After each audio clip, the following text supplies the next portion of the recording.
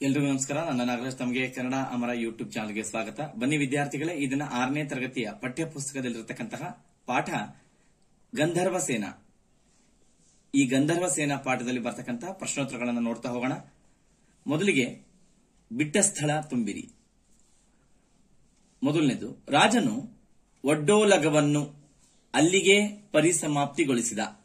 ಎರಡನೇದು, ಸೇವಕಿ ಚುರುಕು ಬುದ್ಧಿಯವಳು.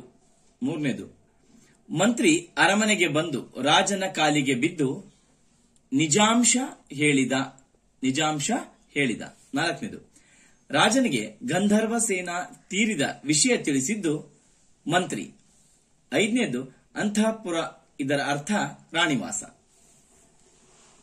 ನೆಕ್ಸ್ಟ್, ಈ ಪದಗಳ ಅರ್ಥ ಬರೆಯಿರಿ ಅಂತಿದೆ. ಮೊದಲನೇದು, ನಿಟ್ಟುಸಿರು, ದೀರ್ಘವಾಗಿ ಬಿಡುವ ಉಸಿರು ಅಥವಾ ನಿಡಿದಾದ ಶ್ವಾಸ. ಎರಡನೇದು, ಪರಿಸಮಾಪ್ತಿ ಅಂತ ಇದೆ, ಅದಕ್ಕೆ ಅರ್ಥ ಮುಕ್ತಾಯ ಅಥವಾ ಕೊನೆ. ಮೂರನೇದು, ಮಾರ್ನುಡಿ ಅಂದ್ರೆ ಪ್ರತಿಯಾಗಿ ಮಾತನಾಡು ಅಥವಾ ಮಾರುತ್ತರ ಕೊಡು. ನಾಲ್ಕನೇದು, ಉದ್ಗರಿಸು ಅಂತಿದೆ, ಹೇಳು ಅಥವಾ ಹೊರಗೆಡವು. ಇನ್ನ ಈ ಪಾಠದಲ್ಲಿ ಬರ್ತಕ್ಕಂತಹ ಪ್ರಶ್ನೋತ್ತರಗಳು. ಮೊದಲನೇದಾಗಿ, ಕೆಳಗಿನ ಪ್ರಶ್ನೆಗಳಿಗೆ ಒಂದು ವಾಕ್ಯದಲ್ಲಿ ಉತ್ತರ ಬರೆಯಿರಿ ಅಂತಿದೆ. ಮೊದಲನೇದು, ಮಂತ್ರಿ ಅಳುತ್ತಾ ರಾಜನ ಬಳಿ ಏನೆಂದು ಹೇಳಿದ?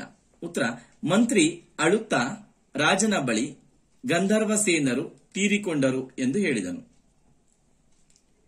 ಎರಡನೇದು, ಗಂಧರ್ವ ಸೇನಾ ಯಾರು? ಉತ್ತರ, ಗಂಧರ್ವ ಸೇನಾ ಮಡಿವಾಳ್ತಿಯ ಕತ್ತೆ.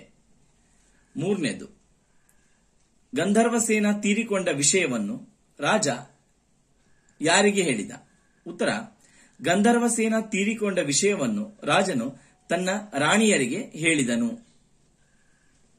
ಇನ್ನ ನಾಲ್ಕನೇದು, ರಾಣಿಯ ಸೇವಕಿ ಏನೆಂದು ಆಲೋಚನೆ ಮಾಡಿದಳು? ಮಹಾರಾಜರಿಗೂ ಹಾಗೂ ಗಂಧರ್ವ ಸೇನರಿಗೂ ಏನು ಸಂಬಂಧ ಎಂದು ರಾಣಿಯ ಸೇವಕಿ ಆಲೋಚನೆ ಮಾಡಿದಳು. ಐದನೇದು, ರಾಣಿಯರು ನಗಲು ಕಾರಣವೇನು? ಉತ್ತರ, ರಾಜ ಮತ್ತು ಅವನ ಆಸ್ಥಾನಿಕರ ಮೂರ್ಖತನಕ್ಕೆ ರಾಣಿಯರು ನಕ್ಕರು ಅಂತಿದೆ. ರಾಣಿಯರು ನಕ್ಕರು. ಇನ್ನ ಕೆಳಗಿನ ಪ್ರಶ್ನೆಗಳಿಗೆ 5-6 ವಾಕ್ಯಗಳಲ್ಲಿ ಉತ್ತರಿಸಿ ಅಂತಿದೆ. ಮೊದಲನೇ ಪ್ರಶ್ನೆ, ರಾಜನ ಒಡ್ಡೋಲಗದಲ್ಲಿ ನಡೆದ ಪ್ರಸಂಗವನ್ನು ವಿವರಿಸಿರಿ ಅಂತಿದೆ. ಉತ್ತರ, ಒಂದು ದಿನ ಒಬ್ಬ ರಾಜನು ಒಡ್ಡೋಲಗವನ್ನು ನಡೆಸುತ್ತಿದ್ದನು. ಆಗ ಅವನ ಮಂತ್ರಿಯು ಗಟ್ಟಿಯಾಗಿ ಅಳುತ್ತಾ ಸಭೆಗೆ ಬಂದು ನಮಸ್ಕರಿಸಿ, ಮಹಾರಾಜರೇ, ಗಂಧರ್ವ ಸೇನ ತೀರಿಕೊಂಡರಂತೆ ಎಂದು ಹೇಳಿ ಮೂರ್ಛೆ ಹೋದನು. ಇದನ್ನು ಕೇಳಿದ ರಾಜನು ಒಡ್ಡೋಲಗವನ್ನು ಅಲ್ಲಿಗೆ ಪರಿಸಮಾಪ್ತಿಗೊಳಿಸಿ ಕಣ್ಣೀರು ಸುರಿಸುತ್ತಾ, ಗಂಧರ್ವ ಸೇನರ ಆತ್ಮಶಾಂತಿಗಾಗಿ 4 ದಿನಗಳ ಕಾಲ ರಾಜ್ಯಾದ್ಯಂತ ಎಲ್ಲರೂ ಶೋಕಾಚರಣೆ ಮಾಡಬೇಕೆಂದು ಆಜ್ಞಾಪಿಸಿದನು. ಇನ್ನು ಎರಡನೇ ಪ್ರಶ್ನೆ, ಬಹಳ ಸುಲಭವಾಗಿ ಉತ್ತರ ಬರೀತಕ್ಕಂತಹ ಪ್ರಯತ್ನ ಮಾಡಿದ್ದೀನಿ. ಮಕ್ಕಳಿಗೆ 6ನೇ ಕ್ಲಾಸ್ ಮಕ್ಕಳಿಗೆ ಅದು ಅರ್ಥ ಆಗಬೇಕು, ಬಹಳ ಸುಲಭನೂ ಆಗ್ಬೇಕು. ಅದೇ ರೀತಿ ಉತ್ತರವನ್ನ ಬರೀತಕ್ಕಂಥ ಪ್ರಯತ್ನ ಮಾಡಿದ್ದೀನಿ. ಇನ್ನು ಎರಡನೇ ಪ್ರಶ್ನೆ ನೋಡಿದರೆ, ಗಂಧರ್ವ ಸೇನಾ ಯಾರು ಎಂಬುದನ್ನು ತಿಳಿಯಲು ಮಂತ್ರಿಯು ಮಾಡಿದ ಪ್ರಯತ್ನಗಳೇನು ಅಂತಿದೆ. ಉತ್ತರ, ಗಂಧರ್ವ ಸೇನಾ ಯಾರೆಂಬುದನ್ನು ತಿಳಿಯಲು ಮಂತ್ರಿಯು ಪಡೆಯ ಮುಖ್ಯಸ್ಥನ ಬಳಿ ಬಂದು ಕೇಳಿದನು. ಆಗ ಪಡೆಯ ಮುಖ್ಯಸ್ಥನು ಆ ವಿಷಯ ತನ್ನ ಹೆಂಡತಿಯಿಂದ ತಿಳಿಯಿತು ಎಂದು ಹೇಳಿದನು. ಆಗ ಮಂತ್ರಿಯು ಪಡೆಯ ಮುಖ್ಯಸ್ಥನ ಹೆಂಡತಿಯನ್ನು ಕುರಿತು ಗಂಧರ್ವ ಸೇನನ ಬಗ್ಗೆ ವಿಚಾರಿಸಿದಾಗ, ಆಕೆಯು ತಾನು ಸ್ನಾನಕ್ಕೆಂದು ಕೆರೆಗೆ ಹೋದಾಗ ಮಡಿವಾಳ್ತಿಯು ತನ್ನ ಗಂಧರ್ವ ಸೇನಾ ತೀರಿಕೊಂಡನೆಂದು ಅಳುತ್ತಿದ್ದಳು ಎಂದು ಹೇಳಿದಳು. ಆಗ ಮಂತ್ರಿಯು ಮಡಿವಾಳ್ತಿಯ ಮನೆಗೆ ಹೋಗಿ ಗಂಧರ್ವ ಸೇನಾ ಯಾರು ಎಂದು ಕೇಳಿದಾಗ, ಮಡಿವಾಳ್ತಿಯು ಅದು ತನ್ನ ಪ್ರೀತಿಯ ಕತ್ತೆ ಎಂದು ಹೇಳಿದಳು. ಹೀಗೆ ಮಂತ್ರಿಯು ಗಂಧರ್ವ ಸೇನಾ ಯಾರು ಎಂಬುದನ್ನು ತಿಳಿದನು. ಗಂಧರ್ವ ಸೇನಾ ಯಾರು ಎಂಬುದನ್ನು ತಿಳಿದನು. ಇನ್ನ ಸಂದರ್ಭ ಸಹಿತ ವಿವರಿಸಿದೆ. ಮೊದಲನೇದು, ಮಹಾರಾಜರೇ, ಗಂಧರ್ವ ಸೇನರು ತೀರಿಕೊಂಡರಂತೆ. ಉತ್ತರ ನೋಡೋದಾದ್ರೆ, ಈ ವಾಕ್ಯವನ್ನು ಗಂಧರ್ವಸೇನ ಎಂಬ ಪಾಠದಿಂದ ಆರಿಸಿಕೊಳ್ಳಲಾಗಿದೆ ಅಂತ ಮೊದಲನೇದಾಗಿ ಒಂದು ಲೈನ್ ಬರೀತೀರಾ, ಇದು ಯಾವ ಪಾಠದಿಂದ ಆರಿಸಿಕೊಳ್ಳಲಾಗಿದೆ ಅಂತ. ನೆಕ್ಸ್ಟ್ ಅದೇ ಲೈನ್ ಅಲ್ಲೇ ಉತ್ತರ ಕಂಟಿನ್ಯೂ ಮಾಡಬಾರ್ದು. ನೆಕ್ಸ್ಟ್ ಲೈನ್ ಅಲ್ಲಿ ಈ ಮಾತನ್ನು ಮಂತ್ರಿಯು ರಾಜನಿಗೆ ಹೇಳಿದನು, ಅಂದ್ರೆ ಯಾರು ಯಾರಿಗೆ ಹೇಳಿದರು ಅನ್ನೋದನ್ನ ಬರೀಬೇಕು. ಅದಾದ್ಮೇಲೆ ಸಂದರ್ಭಕ್ಕೆ ಬರ್ತೀರಾ. ಸಂದರ್ಭ: ಒಂದು ದಿನ ಒಬ್ಬ ರಾಜನು ಒಡ್ಡೋಲಗವನ್ನು ನಡೆಸುತ್ತಿದ್ದನು. ಆಗ ಅವನ ಮಂತ್ರಿಯು ಅಳುತ್ತಾ ರಾಜಸಭೆಗೆ ಬಂದನು. ಮಂತ್ರಿಯ ರೋದನಕ್ಕೆ ಕಾರಣವೇನೆಂದು ರಾಜನು ಕೇಳಿದಾಗ ಮಂತ್ರಿಯು ರಾಜನಿಗೆ ನಮಸ್ಕರಿಸಿ ಗಟ್ಟಿಯಾಗಿ ಅಳುತ್ತಾ ಈ ಮೇಲಿನಂತೆ ಹೇಳಿದನು. ಈ ಮೇಲಿನಂತೆ ಹೇಳಿದನು ಅಂದ್ರೆ ಏನ್ ಹೇಳ್ದ? ಮಹಾರಾಜರೇ, ಗಂಧರ್ವಸೇನರು ತೀರಿಕೊಂಡರಂತೆ ಅನ್ನೋದನ್ನ ನಾವು ಕೊನೆಗೆ ಈ ಮೇಲಿನಂತೆ ಹೇಳಿದನು ಅಂತ ಬರೀಬೇಕು. ಇನ್ನ ಎರಡನೇದು: ಸ್ವಾಮಿ, ಅವರು ಯಾರು, ಏನಾಗಿದ್ದರು ಎಂದು ನನಗೆ ತಿಳಿಯದು. ಉತ್ತರ: ಈ ವಾಕ್ಯವನ್ನು ಗಂಧರ್ವಸೇನ ಎಂಬ ಪಾಠದಿಂದ ಆರಿಸಿಕೊಳ್ಳಲಾಗಿದೆ. ಅದಾದ್ಮೇಲೆ ಈ ಮಾತನ್ನು ಪಡೆಯ ಮುಖ್ಯಸ್ಥನು ಮಂತ್ರಿಗೆ ಹೇಳಿದನು. ಸಂದರ್ಭ: ಗಂಧರ್ವಸೇನ ಯಾರು ಎಂಬುದನ್ನು ಪತ್ತೆ ಮಾಡಿಕೊಂಡು ಬರಲು ರಾಜನು ಮಂತ್ರಿಗೆ ಹೇಳಿದನು. ಆಗ ಮಂತ್ರಿಯು ರಾಜನ ಆಜ್ಞೆಯಂತೆ ಗಂಧರ್ವಸೇನ ಯಾರು ಎಂದು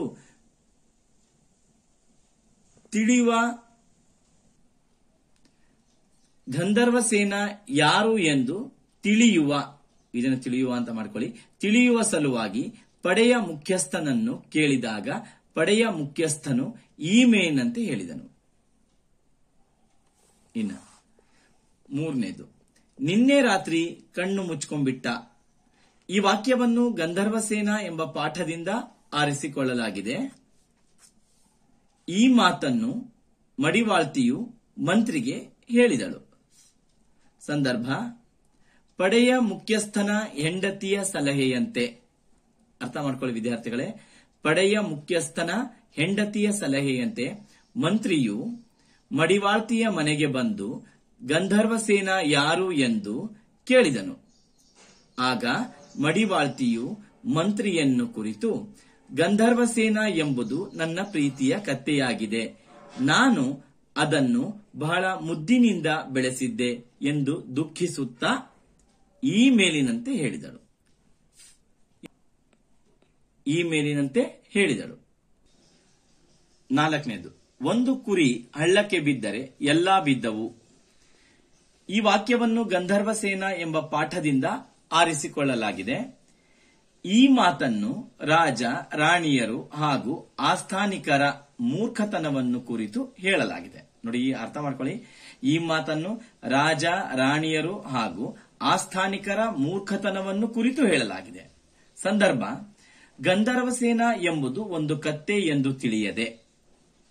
ಗಂಧರ್ವಸೇನ ಎಂಬುದು ಒಂದು ಕತ್ತೆ ಎಂದು ತಿಳಿಯದೆ ಮಂತ್ರಿ, ರಾಜ, ರಾಣಿಯರು ಹಾಗೂ ಆಸ್ಥಾನಿಕರೆಲ್ಲರೂ ಅವಿವೇಕದಿಂದ ವರ್ತಿಸಿ ಶೋಕ ಸಾಗರದಲ್ಲಿ ಮುಳುಗಿದರು. ಹೀಗೆ ಏನನ್ನೂ ಆಲೋಚಿಸದೆ ಇವರು ಮಾಡಿದ ಮೂರ್ಖತನದಿಂದಾಗಿ ಹೀಗೆ ನಿಜಾಂಶವನ್ನು ತಿಳಿಯದೆ ಅಂತಾನು ಬರೀಬಹುದು. ನಿಜಾಂಶವನ್ನು ಆಲೋಚಿಸದೆ ಇವರು ಮಾಡಿದ ಮೂರ್ಖತನದಿಂದಾಗಿ ಇವರೆಲ್ಲರನ್ನೂ ಕುರಿಗಳಿಗೆ ಹೋಲಿಸಿ ಈ ಮೇಲಿನಂತೆ ಹೇಳಲಾಗಿದೆ. ಅರ್ಥ ಆಯ್ತು ಅನ್ಕೊಂಡೆ. ಇನ್ನ ಕೆಳಗಿನವುಗಳನ್ನು ನುಡಿಗಟ್ಟು, ಗಾದೆ, ಒಗಟಗಳಾಗಿ ವಿಂಗಡಿಸಿ ಬರೆಯಿರಿ ಅಂತ ಟೆಕ್ಸ್ಟ್ ಬುಕ್ ಅಲ್ಲಿ ಕೊಟ್ಟಿದ್ದಾರೆ. ನಾನು ತೋರಿಸ್ತೀನಿ ನಿಮಗೀಗ. ಇಲ್ಲಿದೆ, ಇಲ್ಲಿ ನೋಡಿ. ಕೆಳಗಿನವುಗಳನ್ನು ನುಡಿಗಟ್ಟು, ಗಾದೆ, ಒಗಟುಗಳಾಗಿ ವಿಂಗಡಿಸಿ ಬರೆಯಿರಿ ಅಂತ ಎಲ್ಲಾನು ಸೇರಿಸಿ ಕೊಟ್ಟಿದ್ದಾರೆ. ನಾವೀಗ ಅದನ್ನ ಯಾವುದು ನುಡಿಗಟ್ಟು, ಯಾವುದು ಗಾದೆ, ಯಾವುದು ಒಗಟುಗಳು ನೋಡ್ತಾ ಹೋಗೋಣ. ಇನ್ನ ನುಡಿಗಟ್ಟುಗಳು ಯಾವುದು ಅಂತ ನೋಡೋದಾದ್ರೆ ಅದರಲ್ಲಿ ಮೂಗು ತೂರಿಸು, ಕಾಲಿಗೆ ಬುದ್ಧಿ ಹೇಳು, ಬೆನ್ನಿಗೆ ಚೂರಿ ಹಾಕು, ತಲೆ ಹಾಕು, ಕರುಳು ಹಿಂಡು, ಮಂಕು ಬೂದಿ, ಇದೆಲ್ಲ ನುಡಿಗಟ್ಟುಗಳು. ಗಾದೆಗಳು ನೋಡೋದಾದ್ರೆ ಕೇಳಿದ ಕಿವಿ ಊರಿಗೆ ಮಾರಿ ತಂದಿತು, ಒಂದು ಕುರಿ ಹಳ್ಳಕ್ಕೆ ಬಿದ್ದರೆ ಎಲ್ಲಾ ಬಿದ್ದವು, ಮುಚ್ಚಿಟ್ಟಿದ್ದು ಮಣ್ಣಿನ ಪಾಲು, ಇದು ಗಾದೆಗಳು.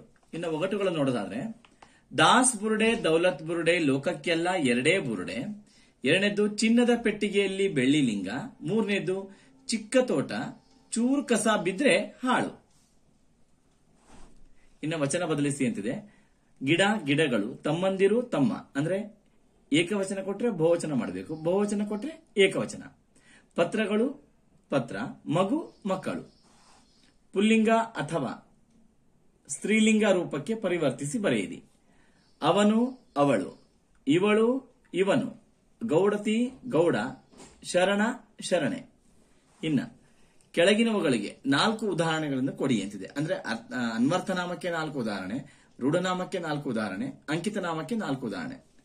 ಮೊದಲನೇದು ಅನ್ವರ್ಥನಾಮಕ್ಕೆ ನೋಡಿದ್ರೆ ಕುರುಡ, ವಕೀಲ, ಸೈನಿಕ, ರೈತ. ಎರಡನೇದು ರೂಢನಾಮಕ್ಕೆ.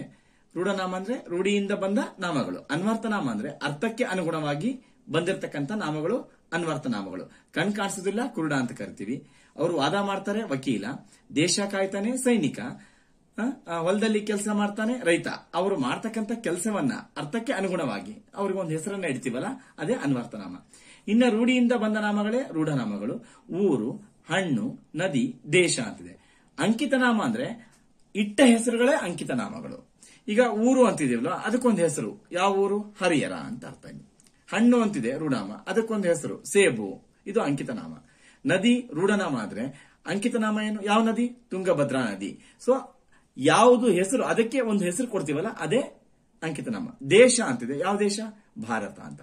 ಹೀಗೆ ನಾನು ಈ ಗಂಧರ್ವ ಸೇನಾದಲ್ಲಿ ಬರ್ತಕ್ಕಂಥ ಎಲ್ಲ ಪ್ರಶ್ನೋತ್ತರಗಳನ್ನು ಮತ್ತು ವ್ಯಾಕರಣಾಂಶಗಳನ್ನ ನೋಟ್ಸ್ ಕೊಟ್ಟಿದ್ದೀನಿ. ನಿಮಗೆ ಉಪಯೋಗ ಆಗ್ಬೋದು ಅನ್ಕೊಂಡಿದ್ದೀನಿ. ನಮಸ್ಕಾರ.